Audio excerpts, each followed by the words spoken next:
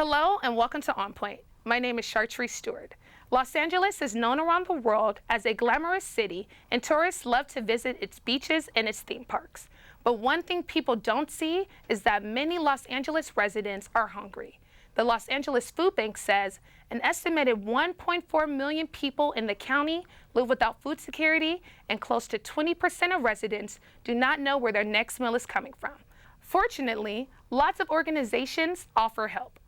The fact that families are no longer struggling because we're providing them services, or we referred them to something that they really needed, or we gave them a helping hand, or that is just what makes my work just so enjoyable, and it keeps me coming. Just being able to come back and having people come back and share their story and tell me, look, this is what helped me out and what I am now and what I'm doing now.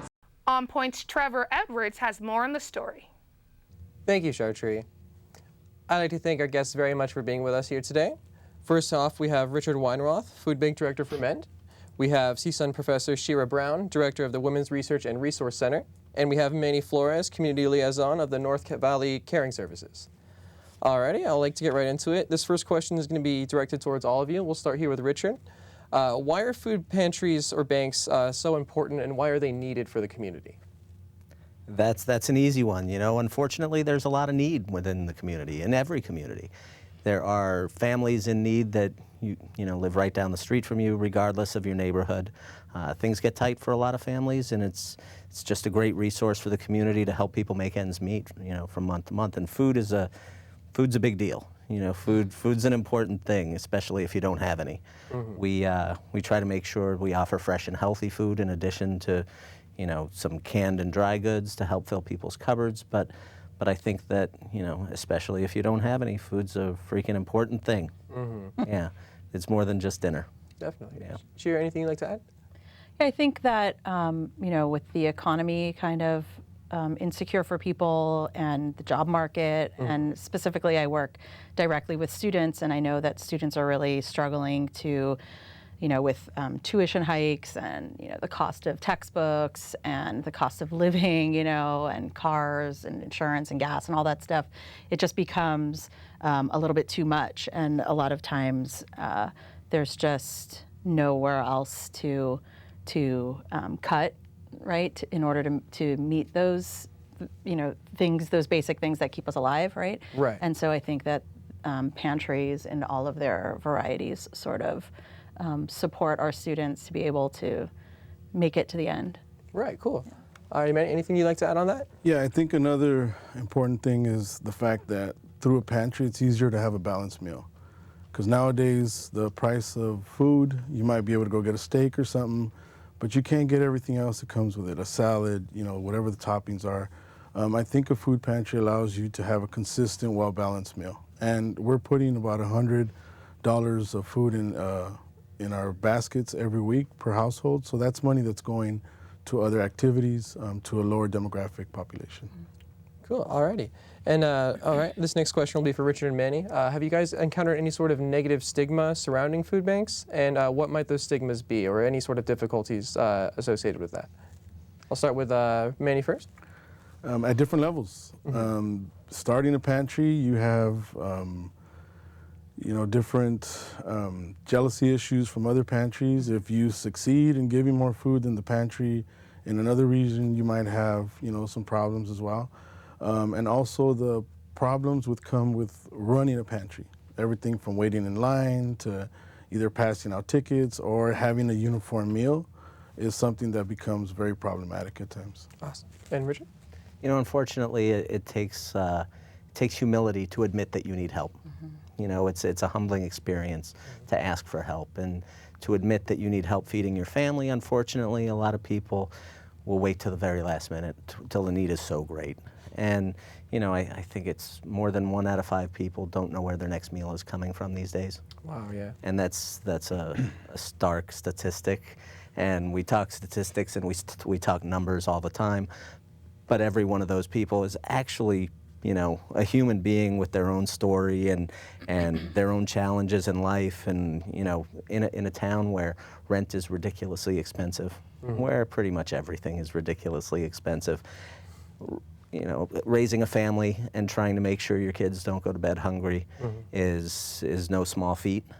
And you know, we have families that come, and when I first started working at M.E.N.D, running the food bank in the pantry there, I would see families over and over again, and I would wonder why they need to see us so often. And of course, because you eat that food. But you know, you want to try to help more, and you want to try to get to the bottom of the issue. And that would actually, that would lead me into my next question: is what is the reasoning that you guys got into assisting with food banks and getting into the whole food bank industry, so to speak?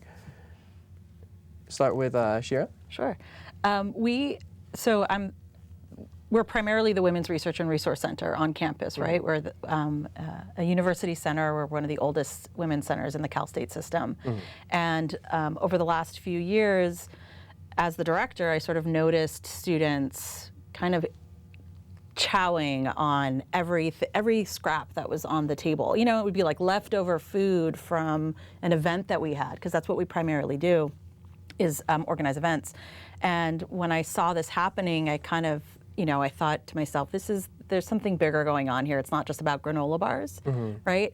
And so we were actually about to, put together some research. We wanted to do some research at CSUN, and then the LA Times put out this article last year that said that 25% of all CSU students are food insecure, 10% are homeless. And so in my head, I thought, well, I don't need to do the research anymore, thank you, LA Times. And that to me was enough. That to me said, we have to do something. And I knew at the time when we were making that decision, there wasn't another food pantry or organized pantry on campus. And so that's how we got started. We got our first donation, you know, and it was small, and we worked directly with the San Fernando Valley Rescue Mission. They helped us, and then we've slowly been reaching out to other organizations, community members who've been helping us with distributing food to us. And you know, we got into it because I know you cannot be a successful student if you're hungry. It's really hard to concentrate on doing just about anything when you're hungry. And so for us, it was about doing what we can to get students to achieve what they're here to do, which is graduate and move on, right? Definitely. And then, Manny, anything you'd like to add, especially with some of the difficulties that you had listed that you dealt with even just this morning? Sure. So some of the issues we have is that our community doesn't get around very far. It's usually walking distance. And so the options in our neighborhood are two very expensive options. And we wanted to make sure that we gave another option to people who need a meal consistently, for people who perhaps can afford the organic stuff. And so we, as North Valley Caring Services, we felt that food was one of the primary services that we should be affording our community. And thanks to people like Richard from M.E.N.D, who graciously afforded us food, we're able to service over 240 families a week now. So that is a big deal for us. That's awesome, and it actually is going to lead me into my next question. I'd like to ask this towards Richard and then to Manny. How exactly do you guys acquire your resources and your food for your food banks? I'm really lucky. M.E.N.D has been around for nearly 50 years, so we've got a lot of neighborhood recognition. We are a volunteer-driven organization. We have so many hands and so many pots. We have medical, dental, and vision. We have education and training on site as well.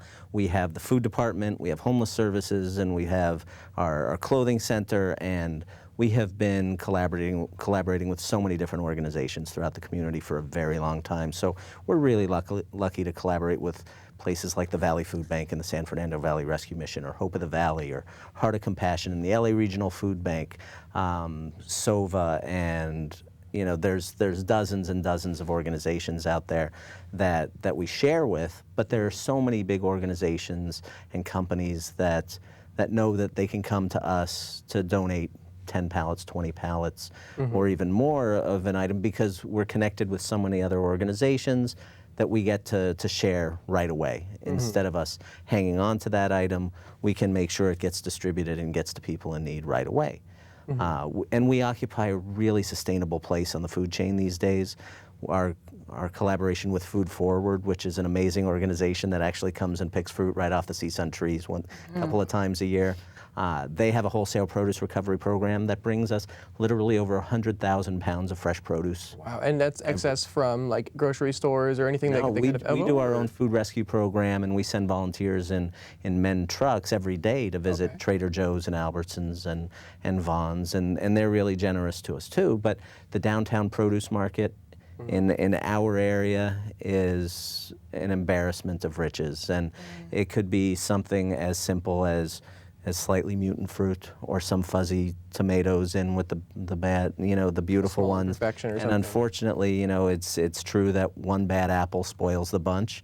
So all 8 pallets of those must be donated. So we're really lucky, and we get to share that fresh and healthy food right away with so many people throughout the valley and beyond, and meal programs and recovery programs and senior centers and after school programs.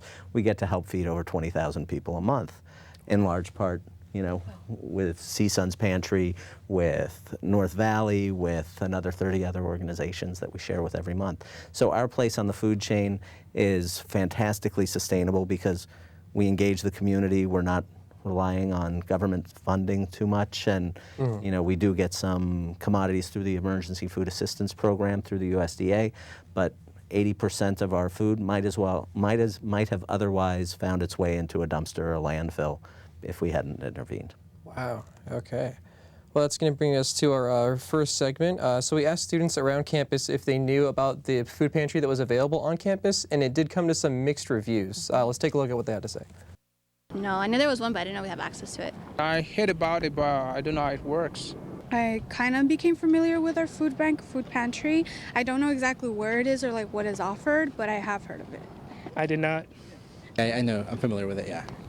So Shira, for those who may not be familiar with the CSUN Food Pantry, can you tell them, just reiterate what kind of services are offered and where they're located and how you might get into contact if somebody might need help from them? So I want to first clarify there's more than one pantry on campus. There's the CSUN Food Pantry that's organized through the MIC, and they're located sort of behind the bookstore, that end of campus.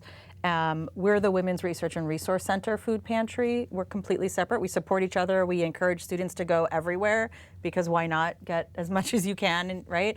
But we are located at the Women's Center on Halstead Street, sort of the opposite end of campus, past B6 parking lot. We're completely separate in terms of how we acquire our donations, who's working there, all of that. And even the process of accessing food is different. We're a client choice pantry, which means that students can come in, they can bring their bag, and they can go through and take what they need. Within reason, obviously we have limitations on some things. We also offer toiletries, which I know that the CSUN Food Pantry doesn't offer as well. But and so students can come. Our hours are Monday through Thursday, 9 a.m. to 6 p.m. and Fridays 9 to noon. Our summer hours are going to change, so look on our website for the summer hours. And then there are other locations on campus. I know that EOP and Trios have some. I would call them maybe food closets. They're a little bit smaller, but there are several places on campus. So we're often confused with the other pantry, but we are different. I would also, might like to interject also the fact that, a food pantry on campus, it still holds a bit of a stigma for some, especially for our minority students. So we service North Valley Caring Services. We do have CSUN students that come by and they partake of our pantry. Yeah. And they tend to be minorities, and on 1 or 2 conversations, what you get is that you don't want to be the student who is seen coming out of a pantry. And that, I think, is still a problem. We need to educate people that, the need is pretty substantial, and most of us can use the services of a pantry. Absolutely. And that's why we call our services community services and nothing more. It's community services. I think that that's one of the nice things about the Women's Center's Pantry is that it's housed within the center, so anybody's welcome. It's not, even though we're called the Women's Research and Resource Center, we're open to all genders, and anybody can come in, and when you walk in, nobody knows why you're coming in, right? We're not just a pantry. So I think that it makes some students feel a little bit more comfortable. But you're right. I see when students sort of tiptoe in and they're kind of like, I'm here. There's a bit of apprehension. No, there's a lot of apprehension, but after they come a few times, you know, it becomes like sort of, they feel more comfortable, like they can take some ownership in that they're allowed to be there and that they're welcome there. Yeah. Cool. And then so, go ahead. I was just going to say, it's unfortunate that need doesn't transcend embarrassment. You know, so many students are struggling. Right. I mean, you see, and it's unfortunate, this turn of phrase, but starving students moving company. Right. You know, it's just well known that that students are struggling to make ends meet. And this is exactly the kind of resource that should be made available to anybody who needs it. Exactly. So that'll bring us to my next question. I'd like to start with Manny, and if anyone else would like to add, feel free. So what factors cause a person to be food insecure? Homelessness is right off the top. Food pantries sometimes struggle to serve the homeless because they need particular things like pull-top cans, produce that they can eat right away. So our food pantry has a special section for homeless persons, one that has those type of things, soups, things like that. But everybody at some point may need a food pantry. And in our neighborhood, it could be mostly the end of the month when people are just trying to make ends meet. That's when you see our pantry lines grow substantially. Absolutely. All righty. And then, so I'd like to direct this question to everyone. We'll start with Richard over here. What are some of the biggest challenges that you guys have faced while having worked with food banks? Challenges, of course, you know, the everyday logistical challenge of having enough volunteers to do the work. I mean, we all work with lots of volunteers, thankfully. And you know, the reason I got into this is I've been a chef for 25 years, and I love food, and it's a general thing. People love food. Food is what's brought us all together for years. When there's no food, you know, your life is a struggle. When you're struggling to make ends meet already, we talked about how food is always the first thing on your budget that gets slashed. I mean, you have to pay your power bill or else they're going to turn the lights off. You have to pay your car insurance or you're going to get pulled over, you're going to lose your license, or you're going to get booted if you get a ticket, or you're going to get kicked out of your house. But you can go hungry. Unfortunately, you can go hungry. But food is a powerful thing. You know, if you don't have it, it's the biggest deal and you're looking for it. You need to eat a few times a day. You know, Manny was talking about the importance of certain items for the homeless, and yeah, I mean, we try to identify and ask our donors and food drives that we have, we target specific things. We ask one group, we want granola bars and peanut butter from you. We try to save all of our apples and canned tuna and oranges and durable fruits and vegetables for our homeless. I mean, I completely forgot your question, but food is a really important thing. What are the biggest challenges, I think, something? You know, it takes 300 volunteers a month. Wow, okay. Offering over 3,000 hours of effort to help run the food bank at M.E.N.D. But we're really lucky, and we've been around for a long time, and usually we get close to that. And usually we have way too many volunteers on a great day or way too few on a more challenging day, and both are really difficult. You know, you want everybody to plug in and feel like their effort has had an impact. Like they're contributing, right? Yeah, I mean, that's what it is. But a lot of people see it as their duty. You know, it's kind of our duty to help our fellow man. You know, and you know, unfortunately there's so much waste, and it's a great thing that a focus has been that we've been focusing on the issue of waste, because it's not a matter of not having enough food. It's a matter of distribution options. Yeah, making sure the people in need get it. Cool. And then, Shira, is there anything that you'd like to add as far as, is there any unique challenges that you face maybe working underneath the university? Or? Yeah, I mean, definitely volunteers and making sure we have enough people. But, you know, we run a completely different operation than M.E.N.D. M.E.N.D is massive. We're on a much smaller scale. But for us, our biggest challenge is really, you know, having enough food and inventory in the pantry to make sure that we have, you know, when students come in, they can get a box of cereal, they can get a thing of peanut butter or a couple cans of tuna or whatever it is that they need. Also, we are looking at toiletries as a challenge as well, right? Making sure we have enough inventory for students to have some toothpaste and some deodorant and some soap, right? Because we know if you're not spending money on food, it's certainly hard to spend money to get those toiletries too. But we're so lucky to have relationships with people like the San Fernando Valley Rescue Mission and SOVA and hopefully M.E.N.D soon, right? You'll see me to help support our operation, and maybe that we can expand to more students, right? Because we might have more on our shelves. And for North Valley Caring Services, our success has sort of been a problem. We've gone from servicing 40 people, 100 people, to where I got to tell Richard, I got 200 families, 240 families. And Richard is really great about giving me uniform food that I can give to 240 families. But on any given day when the food is not plentiful, then I got to chase around the city and pick up food because they're going to show up either way. Right. North Valley Caring Services is part of the 211 referral services.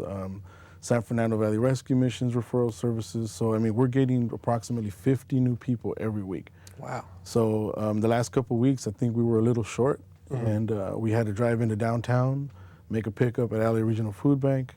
But that's my greatest fear, is that one day I won't have enough for the people who show up at 6 o'clock in the morning and we don't start serving till 10 o'clock in the morning. We'll make sure you got enough.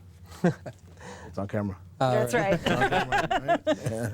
Alrighty, so my next question I'd like to direct towards Richard and Manny. So are there any sort of requirements for somebody to benefit from a food bank? Is there sort of any low income requirement, or is there any sort of specificity of anything that someone would need in order to benefit from a food bank?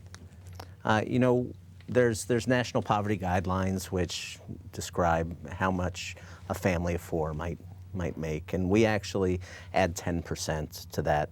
Los Angeles is kind of, we've talked about that. It's a bit above the average cost of living level of most other places in the country. Pay $1,800 a month rent for a 2-bedroom apartment is not an unreasonable, unfortunately, is not an unreasonable number. And if you're making minimum wage, even working 2 jobs, and you have a couple of kids, it's definitely not enough. So we're really flexible with that, and self-certified. We assume that if you're coming to us for help, you need help. Listen, in any population, there might be a couple people out of 100 that might exaggerate their need. But I'd much rather help those 98 people and the 2 people that might have exaggerated their need, and because that's 98 people that I get to help. We get to help thousands of people. It's a beautiful thing. We all come together as a community. It takes a village, and I mean, you guys are self-certifying as well, right? Absolutely, and we appreciate the fact that we fall under the poverty lines as well, but we self-certify, and our community in particular, it's about 75, 80%, maybe undocumented immigrants. So our main focus is to feed that 1 to 5% that is literally going hungry today. Somebody who might have gotten to this country today. We're not going to get into the politics of immigration. We're just going to get into the humanitarian issue of feeding people. And graciously enough, M.E.N.D doesn't press us too hard for signatures and stuff like that, although we collect them and addresses. But if we had to inquire as to, production of economic paper, something like that, then I'm sure our food pantry would dwindle. But the need wouldn't. Yeah, that's not the issue. The issue is making sure people get fed. That's right. All right. And if you, sorry to interrupt, but if you, we just finished talking about stigma, and along the lines of the 98 versus the 2 who maybe exaggerate, I just think with the stigma associated with going into a pantry, I just can't imagine somebody taking advantage of that service because they're going to get a free meal. There's too much stigma still attached to it, I think, for that to actually be legitimate. It takes a lot of effort and a little pushback humility. On that, a little pushback on that is that for some, pantries are trendy. Really? For some, they come in droves and they're they share, they carpool together, and some of them might be on supplement income, something like that. But there is some who, we know that they go from pantry to pantry during the week. Wow. Alrighty, so I'd like to get to our last clip here. We recently traveled to the North Valley Caring Services during a distribution day, and the people involved got their input on why they were there and why they decided to be involved. And let's take a look at that. It's a great experience to see the need and to be able to help the people around there, and they're very appreciative of what you can do for them.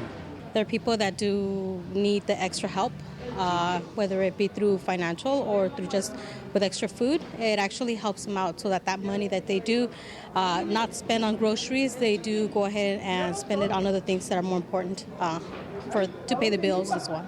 Because it's just not around. Where I just came from in Louisiana, the specific city I was in, they didn't have anything like this. And if they did, it certainly wasn't getting around, and it certainly wasn't this major. It's really good organization because it help a lot of people, and I really like it, you know, seeing how you can help. Sometimes you don't have to put money for help, and doing this one, I think is really good. All right, and we are running a little short on time, so I'm going to go ahead and ask our final question here. Are there any upcoming events that either M.E.N.D, North Valley Caring Services, or the CSUN Food Pantry have coming up? I'll start with Richard, and we'll go down the line. I'll start by saying we all need volunteers. We all need volunteers. Yeah. It takes an army to do what we do, and you know, it's something you'll fall in love with doing. I know that at M.E.N.D, of course, we have so many different programs, and we want everybody to get involved in all of them, but upcoming in a week and a half is Stamp Out Hunger. It's the biggest one-day food drive in the world, everybody.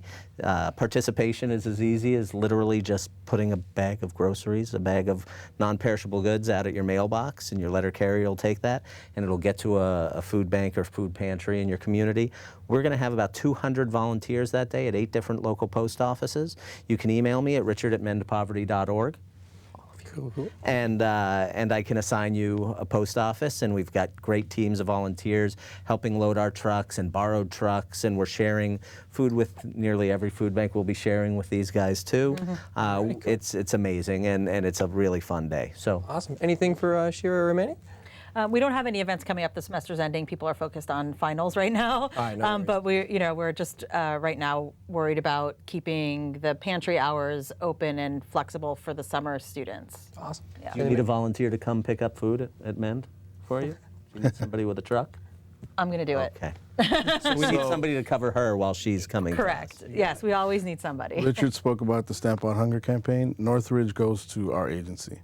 So any students, anybody in the Northridge area, if you want to donate, you'll know where your food is going to. Great. And you're welcome to come down and volunteer anytime you like. And we have an outreach program every Wednesday night. Regrettably, not all of our homeless population come in to use our services, so we do go out into the community and we take food out to them as well. Nice. All righty. I'd like to thank our guests very much for being here with us today. Thank you. Thank you for watching On Point. You can follow us on social media at CSUN On Point. You can hear us on KCSN 88.5 FM on Sunday mornings at 5:30. You can watch us on Santa Clarita Valley Television on Sundays at 11 and at 5, on LA 36 on Saturday afternoons at 3. For all of us here at On Point, I'm Shira Steward.